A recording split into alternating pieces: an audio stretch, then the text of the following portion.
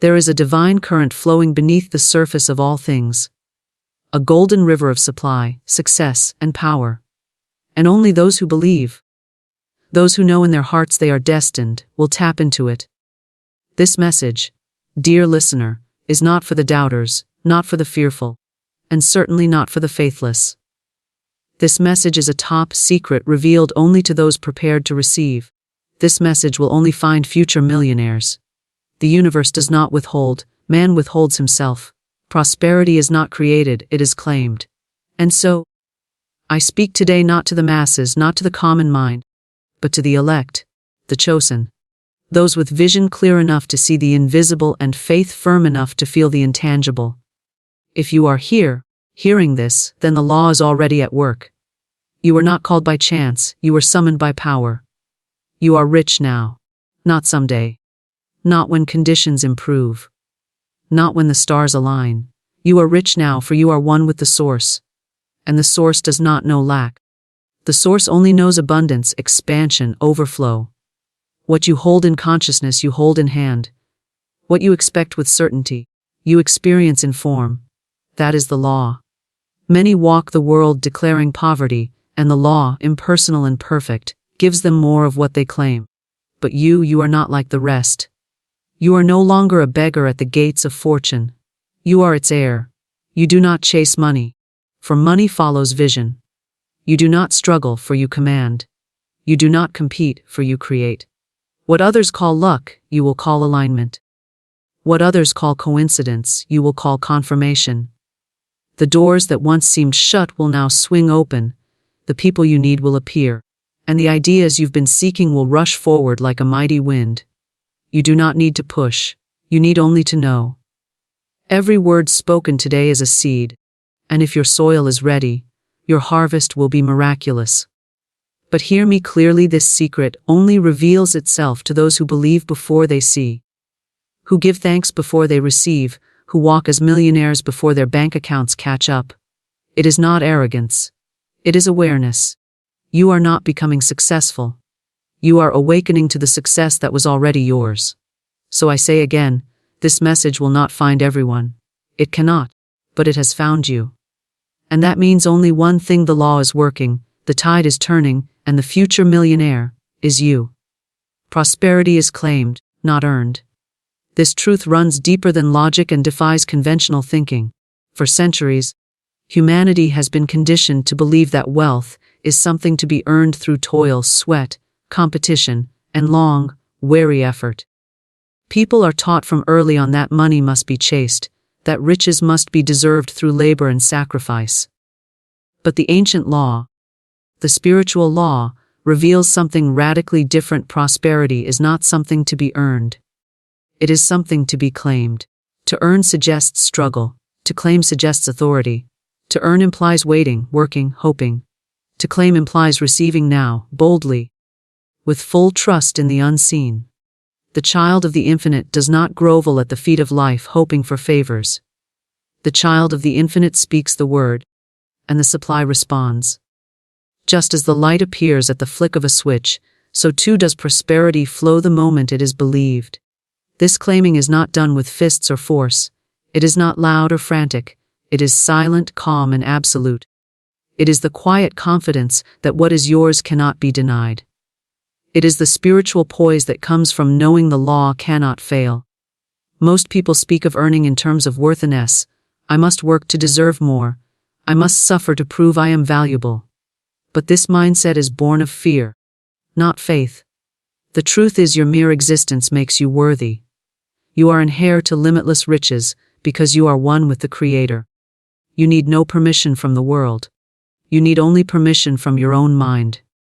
When a king's child walks into a room, he does not question whether he belongs. He does not wonder if he will be fed or clothed. He does not ask if he is allowed to speak. He knows who he is. He claims his place. And yet, many who are children of the Most High walk through life as spiritual beggars, hoping, praying, pleading, never realizing they already possess the keys to the kingdom. Prosperity is not a reward for hard work, it is a state of consciousness. A millionaire mindset does not begin with dollars. It begins with thoughts, with beliefs, with declarations of truth. One who is aligned with divine supply does not wait for conditions to improve.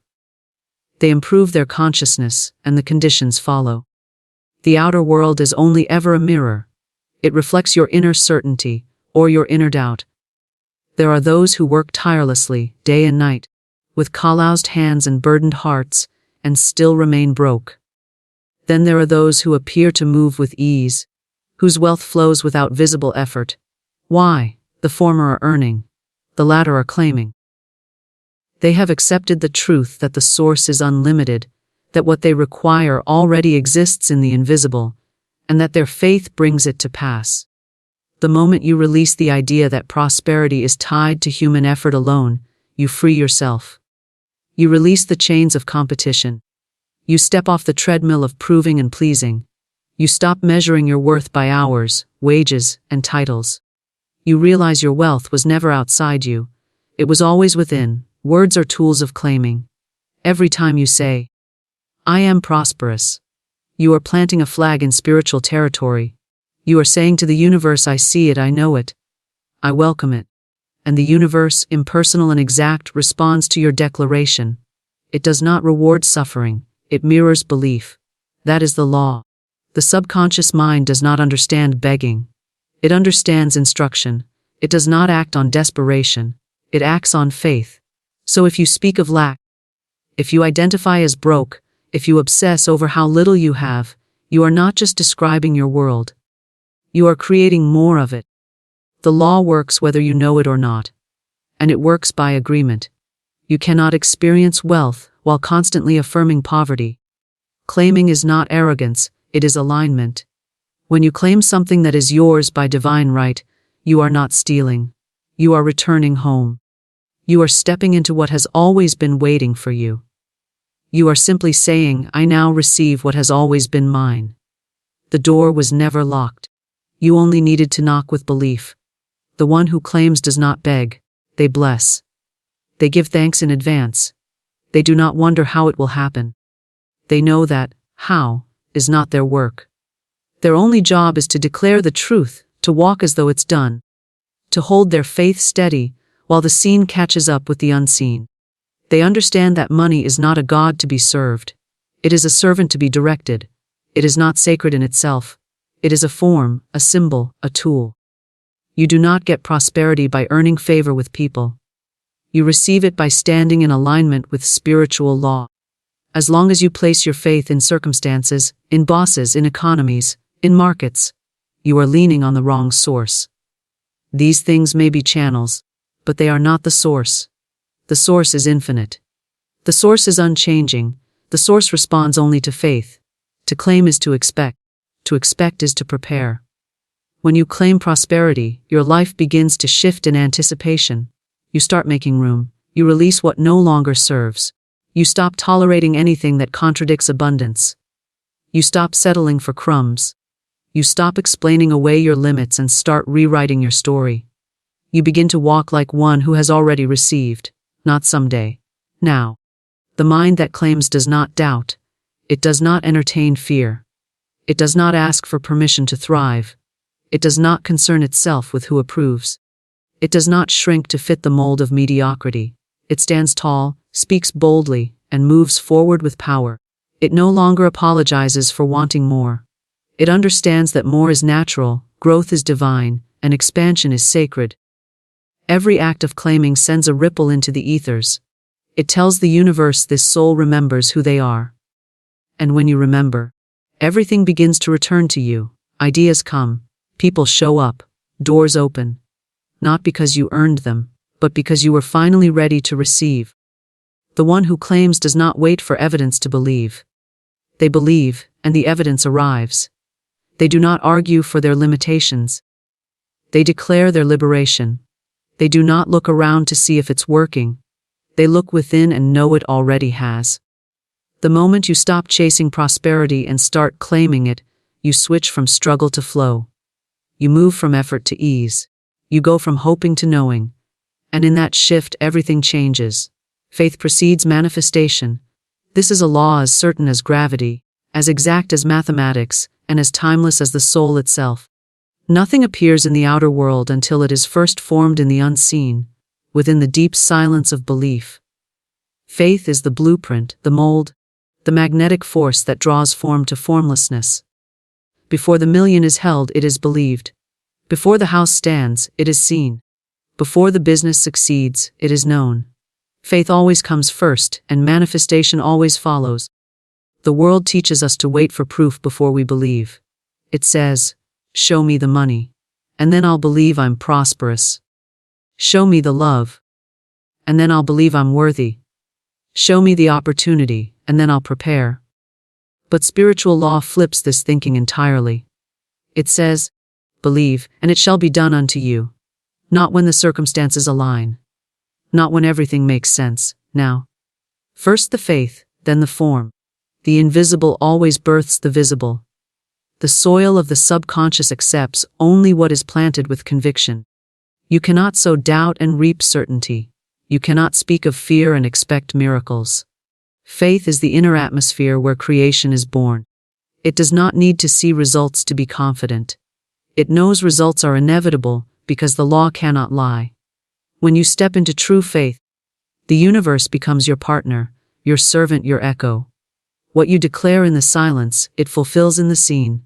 Most people confuse hope with faith. Hope wavers.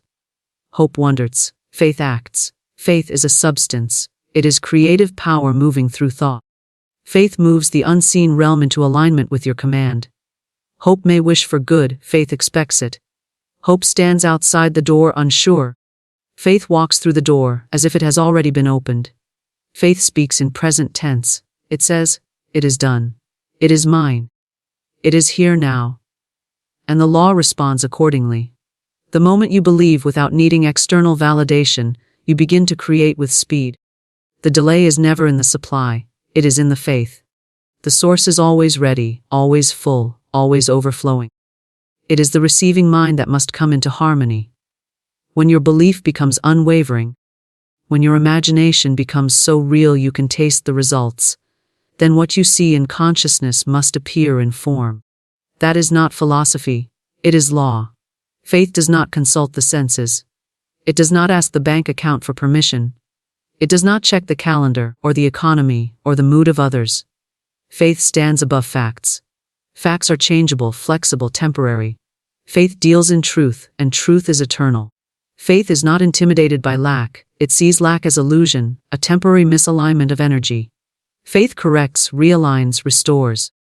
It sees what others call impossible and says, "It is already done." Manifestation is never about force, it is about alignment. And alignment begins in thought, in belief, in the quiet certainty that what you want wants you. When you believe with your whole being, when your word matches your vision and your heart matches your word, the result is inevitable. It must come. It cannot stay away. The law is mechanical in its perfection. It does not care if you are rich or poor, good or bad, ready or unready. It responds only to your belief. The mind trained in faith no longer waits for conditions to change before changing itself. It creates the change from within. It no longer needs guarantees or reassurance. It stands firm, unshaken, declaring what is not yet seen as though it were already here. It sees beyond appearances. It does not flinch at delay or denial. It knows those are illusions of time. Faith operates beyond time. It brings tomorrow into today. It makes the invisible real. And once it is real within, it must appear without. This is why gratitude before receiving is one of the highest forms of faith. To thank before the gift arrives is to say, "I know the law. I know the source. I know that what I ask for is already on its way." That energy of certainty is magnetic. It draws form to it. It turns vibration into experience. Every time you declare, "I already have it," and feel the truth of that statement, you accelerate its arrival. The doubter delays their good. They stand at the threshold of the miracle and ask, "But how?" They look at the world through the lens of fear. They analyze, they resist, they shrink.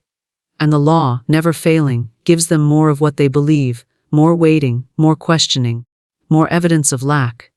But the faithful do not ask how. They understand that how is not their responsibility. Their only job is to believe. to hold the vision, to feel the result, and to act in accordance with that inner truth. Every great transformation begins with a decision. The decision to believe. Not because there is proof. Not because someone else said it was possible. But because you have chosen to align with a higher truth. You have decided that your word has power, that your mind is creative, that your desires are divine instructions. Faith is not passive, it is power in motion. It builds empires, moves mountains, parts seas. And it does all this silently, invisibly, in the stillness of the soul. The faithful person no longer identifies with failure, with lack, with waiting. They identify with abundance, with readiness, with success. They walk like it's already theirs. They speak like it's already done.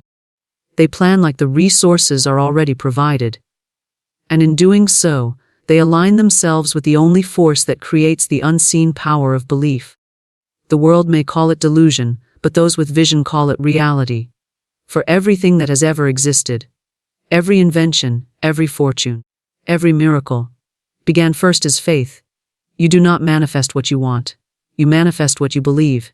You can speak affirmations all day. But if your core belief contradicts your words, the law listens to the belief. That is why inner work is essential.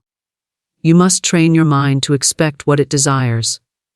You must saturate your thoughts with the vision until it becomes more real than current reality. You must walk through your days as one who is already living the answered prayer. Faith is not a feeling. It is a decision. Feelings come and go. Faith stands firm. You may feel fear, but still choose faith. You may see obstacles, but still choose faith. The choice is everything. Faith is mental discipline, spiritual certainty, emotional commitment. It is choosing, moment by moment, to trust the invisible more than the visible. To see yourself as the millionaire before the money arrives. To see yourself as the success before the world agrees. To know it is already done, because you have already believed. You are already one with infinite supply.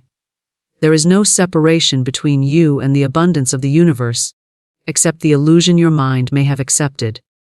This truth is not a theory, not a nice idea, but a spiritual law that governs all creation.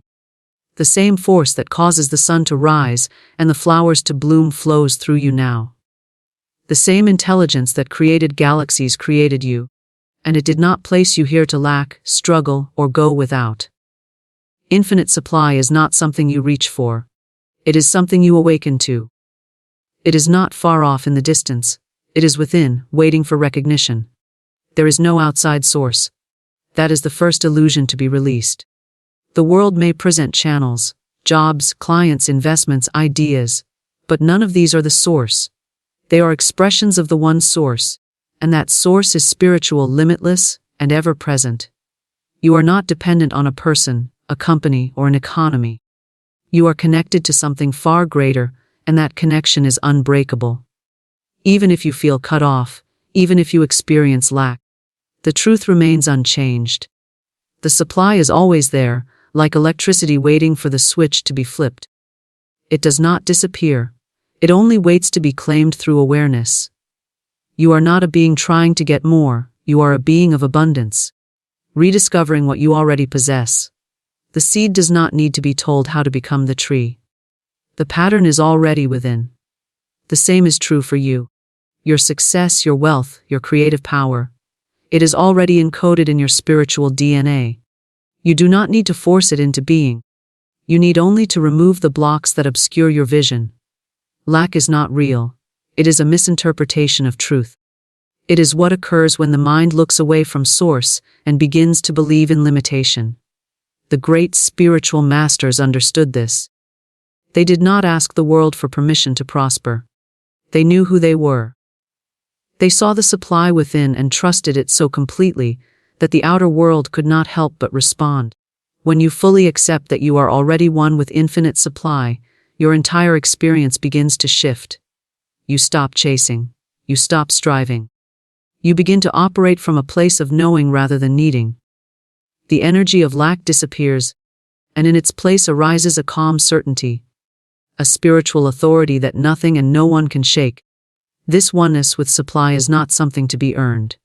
It is your divine inheritance. The idea that you must work hard enough or suffer long enough to deserve wealth is a human invention, not a spiritual law. The truth is, your abundance was established the moment you were created. The only requirement is recognition. What you recognize, you realize. What you accept inwardly, you will experience outwardly. The universe responds not to effort, but to alignment. When your consciousness aligns with the truth of your oneness with supply, manifestation becomes natural, effortless, and constant. You may ask, if I am one with infinite supply, why do I feel lack? The answer is simple: you have believed in separation. You have looked to the world for proof of abundance, rather than anchoring yourself in the knowing that abundance is your nature. As within, so without. If your inner dialogue is filled with doubt, fear, and limitation, your outer world will mirror those beliefs. But if your inner world is grounded in the truth of oneness, in the calm assurance that everything you need is already present in potential, then the outer world must align accordingly. Infinite supply does not mean excess for the sake of excess.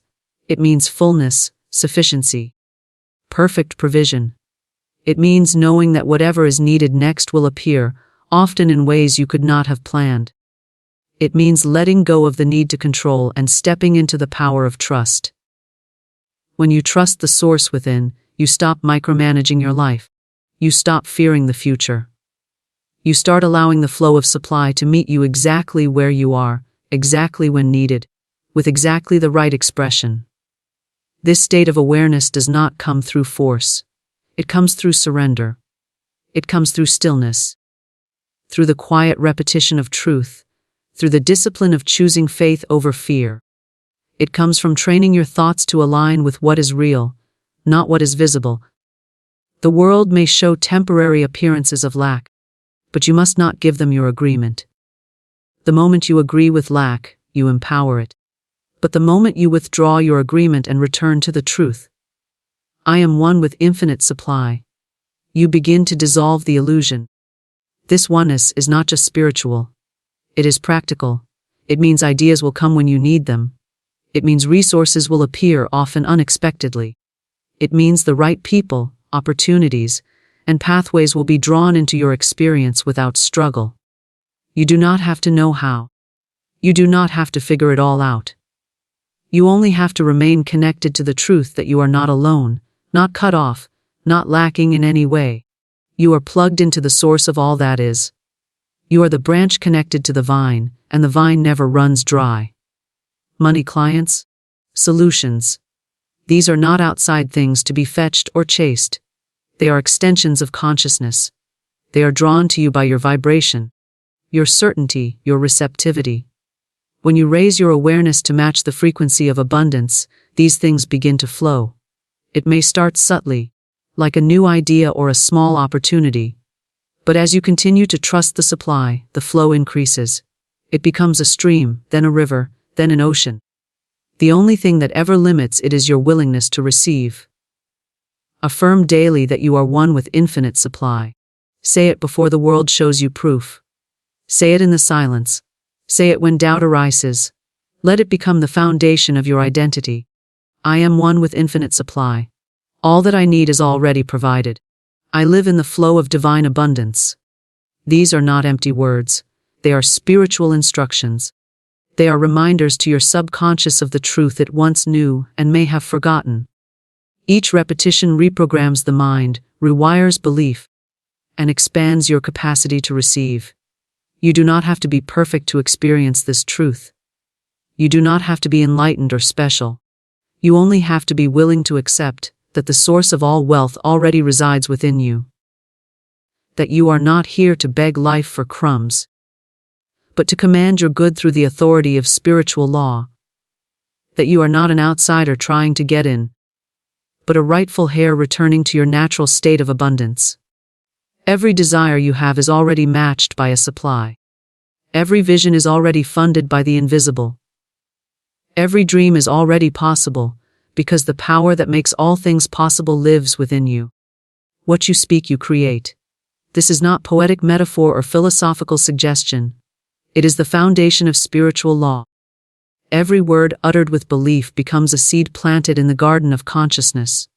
Your speech is not mere communication, it is creation. It is command. It is instruction to the invisible forces that govern all form. The tongue, though small, holds power beyond measure.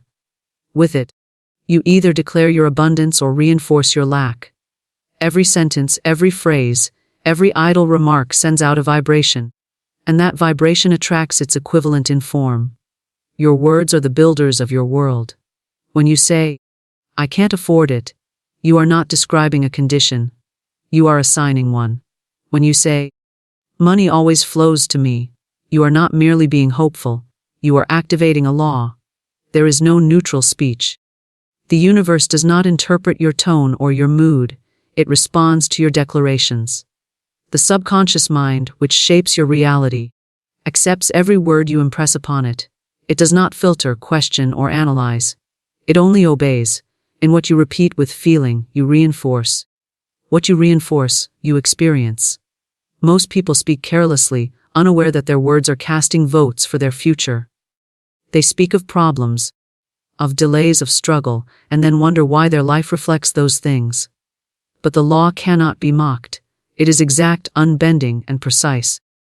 If you want to change your life, you must begin by changing your vocabulary. Eliminate the language of lack.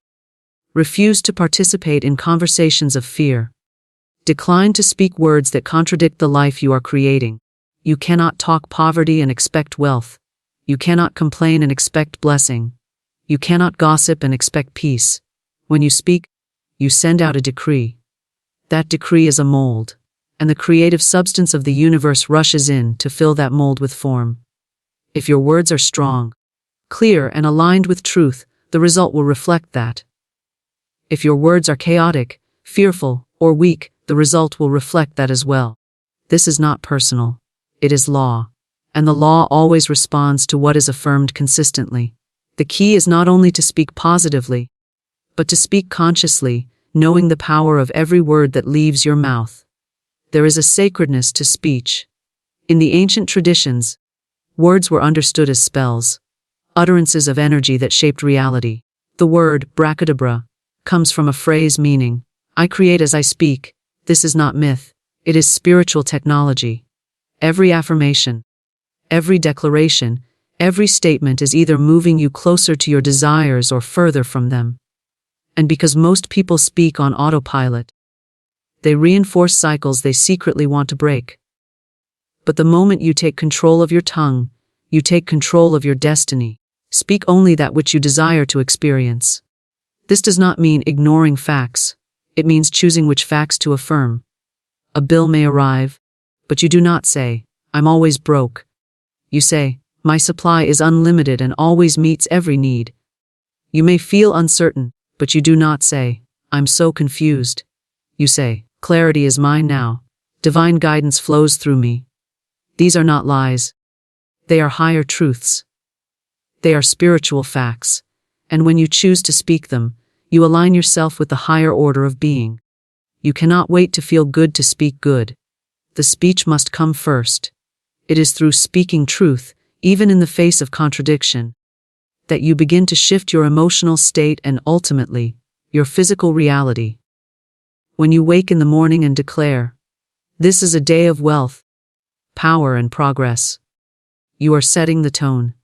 You are calling things that be not as though they are, and if you persist, reality must obey. This power of speech is not limited to formal affirmations. It includes your casual remarks, your responses to questions, the things you say to yourself when no one is listening. If someone asks, "How's business?" and you say, "It's slow," you are affirming slow business. If instead you say, "It's expanding in powerful ways," you are affirming the expansion. Even before it appears, this is not about pretending. It is about choosing which version of reality you will support with your word. Many speak defeat and then pray for victory. They affirm lack and then hope for increase. They curse their day and then wonder why it is filled with frustration. But the power of creation has already been released through their speech. The prayer cannot override the constant declarations of doubt. To change the outer, The inner dialogue must be transformed. This means developing a new relationship with language, a reverence for its power, a discipline in its use, a consciousness in its direction. It is not enough to speak truth occasionally. The power lies in repetition. The subconscious responds to what is said over and over again, especially when charged with emotion. Say it until you believe it. Say it until it becomes your inner soundtrack. Say it until your body, your mind, your atmosphere vibrate with the energy of that word. And when belief takes root, manifestation follows without resistance. Be mindful also of how you speak about others. The words you send toward another return to you multiplied. If you criticize, you invite criticism. If you bless, you invite blessing. What you give in speech, you receive in form. Speak life into others, speak increase. Speak potential. When you see someone struggling, do not reinforce the struggle with pity. Affirm their power. Your word is not limited to your own world. It touches all it addresses. Use it wisely. Children especially absorb the words spoken around them. If you speak lack in their presence, they will inherit that vibration. If you affirm strength, wisdom, and abundance in their hearing, you sow seeds of greatness. The home should be a temple of speech, where only words that uplift, expand, and empower are allowed to take root. The same is true of your internal home, your mind. Guard it like sacred ground. The atmosphere around you is shaped by your speech. When you walk into a space, your words either raise or lower its vibration. Speak as if the world is listening, because it is. The universe is not interested in idle chatter. Every word counts. Every sentence shapes. You do not need to be loud. You need to be intentional. Speak softly if you wish, but speak powerfully. Let your words be arrows of truth, lighting fires of faith in your own life and in the lives of those around you. Language is a tool of dominion. When used with wisdom, it becomes a gateway to transformation. When misused, it becomes a snare. But the choice is always yours. You are never without the power to change your words. And the moment you do, you begin to change your world. Let your speech reflect who you really are. A creator, a master, a channel of divine power. Let it rise above complaint, above fear, above doubt. Let it become the sound of certainty, the vibration of vision, the music of manifestation. Let your word be law. This message is a calling, not a coincidence. There are no accidents in the realm of spirit, no random encounters, no meaningless moments. What appears as chance is, in truth, divine orchestration. A higher intelligence aligning events, conversations, and content to reach you at the exact time your soul is ready to receive it. You did not stumble upon this message by mistake. You were guided, drawn, magnetized by the silent pull of your own unfolding destiny. There is something within you, deep and ancient, that recognizes this truth. It may have been quiet, buried beneath layers of doubt or distraction. But it is awakening now. This is the call. Not everyone hears it. Many pass through life surrounded by signs and never notice. They are too consumed by the noise of the world, too distracted by appearances, too afraid of their own greatness. But you, something in you is listening. Something in you is responding. Something in you is rising. And that something is your true self. The self that remembers who you are and why you came. You did not come to struggle. You did not come to survive. You came to shine, to create, to lead, to prosper. And this message is simply a reminder of what your soul already knows. A calling is not loud. It does not shout or demand. It whispers. It nudges. It stirs you in quiet moments. It moves through synchronicities, through gut feelings, through repeated phrases that seem to follow you. It is persistent, not forceful. It waits for you to choose, not out of pressure, but from a place of recognition. You feel it when you hear words that spark something in you, when your heart beats faster at a vision, when tears rise for no reason other than your spirit saying, "This is it. Pay attention." This message carries energy, not just information, but vibration. And if it resonates with you, it means your frequency is rising to meet it. You are not who you were yesterday. You are becoming more aligned with your purpose, more in tune with your power. And so, the world around you begins to shift. You hear different voices. You notice new opportunities. You outgrow old patterns. It is not coincidence. It is confirmation. You are being prepared for something greater. You are being called forward, not someday but now. The timing of this message is not random. It arrives exactly when you are ready to cross a threshold. When you are on the edge of choosing between comfort and calling, between the familiar and the extraordinary. You may still feel unsure, you may wonder if you are capable. But know this, the calling only comes to those who are ready. It does not visit the unwilling. It does not appear to the unqualified. It finds those whose souls have already decided, even if the mind hasn't caught up yet. When a calling comes, it brings with it both a challenge and a promise. The challenge is to rise, to step into new responsibility, to shed old identities. The promise is that everything you need will be provided. Ideas, connections, strength, provision, clarity. Not all at once, but step by step.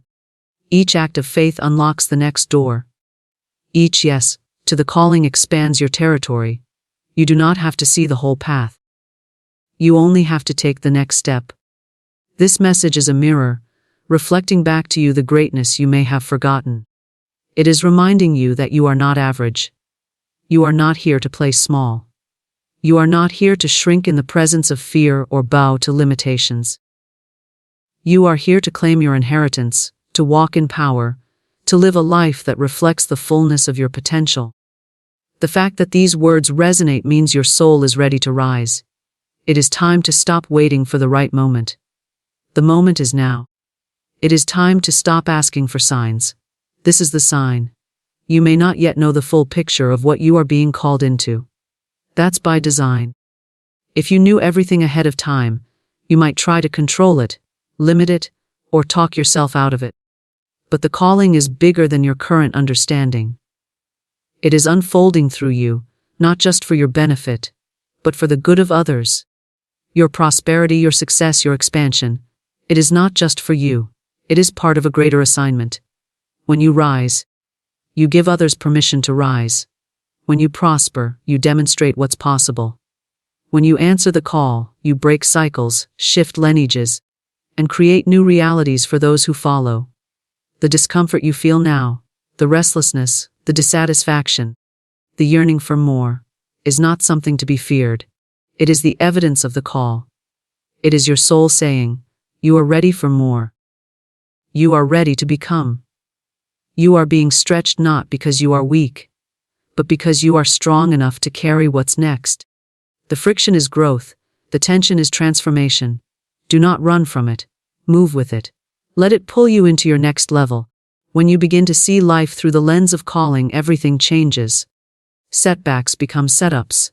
Delays become protection. Closed doors become redirection. The calling gives purpose to the pain, clarity to the confusion, and meaning to the mess. What once felt random now feels divine. What once felt like failure now feels like formation. You begin to trust the process, not because it's easy, but because it's sacred. You understand that nothing is wasted, that every experience has prepared you for this very moment. There will still be moments of doubt. That's part of the path. But doubt does not cancel the call. Delay does not mean denial. The call remains steady, patient, unwavering. It will not force you, but it will not leave you alone either. It will continue to beckon you, to remind you, to whisper your name in the quiet of the night. And each time you respond, even in the smallest way, you come into greater alignment with your truth. There are people waiting for what only you can bring. There are lives that will be changed by your obedience to the call. You do not have to be perfect. You only have to be willing. You do not need all the answers. You only need to say yes. The rest will unfold as you go. The how will reveal itself in motion. This message is not meant to inspire you for a moment. It is meant to awaken something eternal within you. Something that will not sleep again. If you have ever felt out of place, if you have ever sensed you were meant for more, if you have ever felt the pull of something unseen, this is your confirmation. You are not imagining it. You are not wrong. You are not late. You are exactly where you are meant to be, hearing exactly what you were meant to hear. This is the message that finds the future millionaire. The visionary, the leader, the healer, the builder, the one who will not settle. This is not motivation. It is activation. This is the moment you remember who you really are and why you came. This is not just a message. This is the call.